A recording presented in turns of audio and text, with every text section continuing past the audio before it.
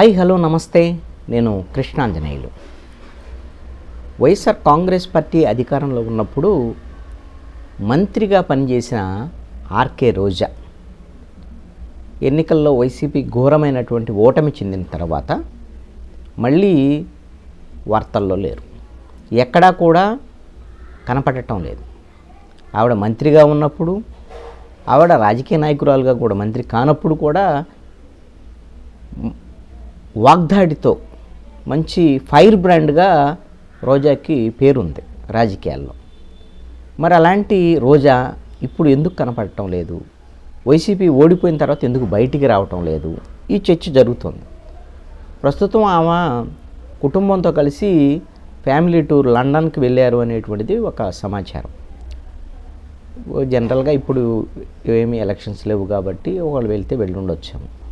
అయితే రోజా మీనా గతంలో ఆవిడ టూరిజం మినిస్టర్గా పనిచేశారు. ఆడుదాం ఆంధ్ర అనే కార్యక్రమం, స్పోర్ట్స్కు సంబంధించినటువంటి ఆ కార్యక్రమాలు ఇవన్నీ చేశారు. వాటిలో కుంభకోణాలు జరిగినాయని, వాటిలో రోజాను అరెస్ట్ చేస్తారని, కేసులు పెడతారని, ఇలాంటివన్నీ కూడా పెద్ద చర్చలు జరుగుతున్నాయి. ఏవో ఇంతవరకు అయితే ఏం కేసులు నమోదు అవ్వాల. అయితే రోజా వైఎస్ఆర్ కాంగ్రెస్ పార్టీకి ఎందుకు దూరంగా ఉంటున్నారు? ఏమైనా వైఎస్ఆర్ కాంగ్రెస్ పార్టీని వీడేటువంటి అవకాశం ఉందా? రోజా రాజకీయ భవిష్యత్తు ప్రణాళిక ఏమిటి అనేటువంటి దాని మీద ఒక కొత్త చర్చ బయటకు వచ్చింది. ఎన్నికల తర్వాత ఈ 2 నెలల కాలంలో ఈ ప్రభుత్వ వైఖరి, వైఎస్ఆర్ కాంగ్రెస్ పార్టీ నేతలు కార్యకర్తల మీద దాడులు, దాష్టికాలు, హత్యలు, ఈ అంశాల మీద నేరుగా జగన్మోహన్ రెడ్డి ప్రజలకు ముందుకొచ్చి కార్యకర్తలకు అండగా నిలబడటం, గల్లీ నుంచి ఢిల్లీ వరకు ఉద్యమం చేయటం, ఇవన్నీ కూడా చూసాం. కొంతమంది వైఎస్ఆర్ కాంగ్రెస్ పార్టీ నాయకులు జగన్మోహన్ రెడ్డి వెంట నడుస్తున్నారు. కొంతమంది ఏమో ఇక వైఎస్ఆర్ కాంగ్రెస్ పార్టీకి భవిష్యత్తు లేదు అనేటువంటి విధంగా బయటికి వెళ్ళేటువంటి ఆలోచనలో ఉన్నారు. కొంతమంది రాజీనామాలు చేస్తున్నారు. పిఠాపురం మాజీ ఎమ్మెల్యే దొరబాబు రాజీనామా చేశారు. అలాగా పొన్నూరు మాజీ ఎమ్మెల్యే, గుంటూరు ఎంపీగా పోటీ చేసినటువంటి కిలార్ రోసా రాజీనామా చేశారు.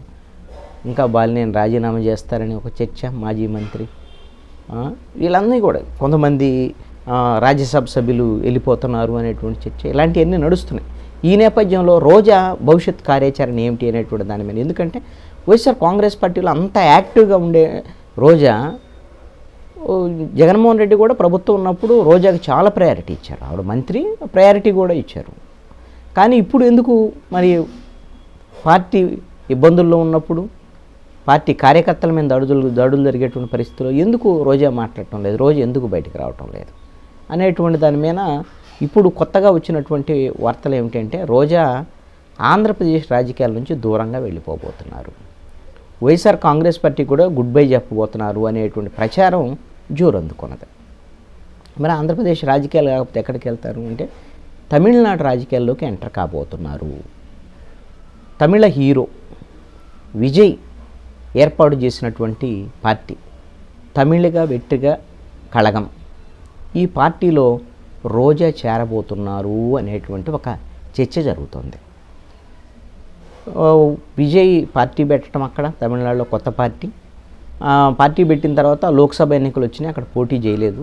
పార్టీ 2024లో జరిగేటువంటి తమిళనాడు అసెంబ్లీ ఎన్నికల్లో విజయ్ పార్టీ పోటీ చేయాలనేటువంటి ప్రణాళికలు రూపొందించుకుంటుంది. ఈ నేపథ్యంలో గట్టి నాయకులు కూడా విజయ్ పార్టీకి అవసరం. తమిళనాడులో ఒక మంచి వాగ్దాటి ఉన్నటువంటి నాయకురాలు ఇక్కడ ప్రూవ్ చేసుకున్నారు రోజా భర్త సెల్వమణి తమిళనాడులో మంచి డైరెక్టరు.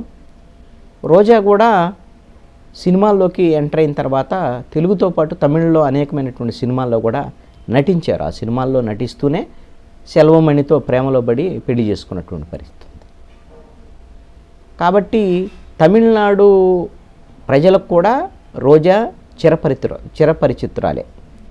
ప్లస్ ఆవిడ పోటీ చేసినటువంటి నగరి, చంద్రగిరి, ఇవన్నీ కూడా తమిళనాడుకి బోర్డర్లో ఉండేటువంటి నియోజకవర్గాలే. నిత్యము అక్కడ సంబంధాలు కొనసాగేటువంటి పరిస్థితి ఉంటుంది.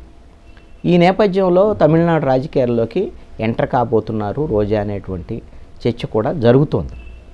ఒక మంచి వాగ్దాటి ఉన్న మహిళా నాయకురాలుగా వస్తే బాగుంటుందనే దాని మీద విజయ్ రోజాని సంప్రదించారని, సెలవుమణి అంగీకారం మేరకే ఆవిడ తమిళనాడు రాజకీయాల్లో కూడా వెళ్ళబోతున్నారు అనేటువంటిది చర్చ జరుగుతుంది. ఒకవేళ వెళ్తే 26 ఎన్నికల్లో, అసెంబ్లీ ఎన్నికల్లో తమిళనాడు నుంచి రోజా పోటీ చేసేదానికి అవకాశం ఉండొచ్చు. విజయ పార్టీలో కీలకమైనటువంటి బాధ్యతలు తీసుకున్న దానికి అవకాశం ఉండొచ్చు.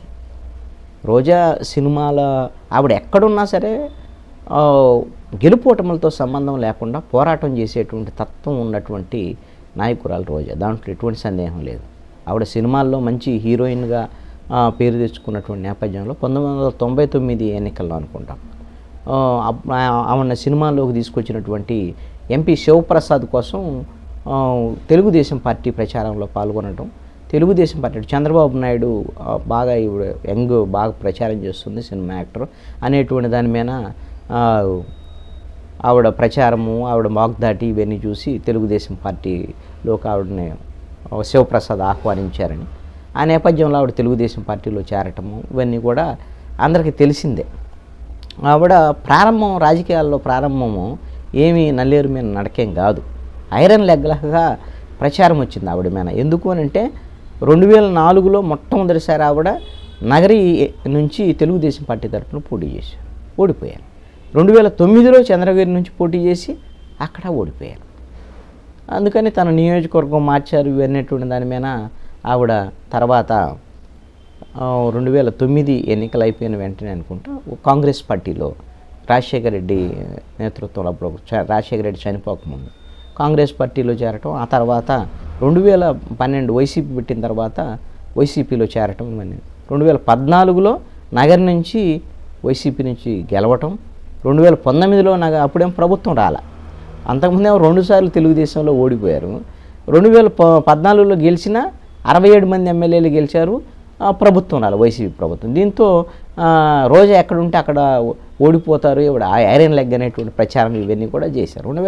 2019లో నగరి నుంచి రోజా గెలవటం, వైసీపీ కూడా గెలవటం, ఆవిడ మంత్రి అవ్వటం, ఆవిడ ఐరన్ లెగ్ అనేటువంటి పేరు కూడా పోయినటువంటి పరిస్థితి. తర్వాత మంత్రిగా కూడా చాలా యాక్టివ్గా పనిచేశారు రోజా, మంచి పేరు కూడా ఆవిడకు వచ్చింది. ఈ నేపథ్యంలో ఇప్పుడు వైసీపీ ఘోరమైనటువంటి ఓటమి తర్వాత ఆవిడ రాజకీయాల నుంచి మరి ఆంధ్రప్రదేశ్ రాజకీయాల నుంచి వెళ్తారు అనేటువంటి చర్చ జరుగుతుంది. చూడాలి.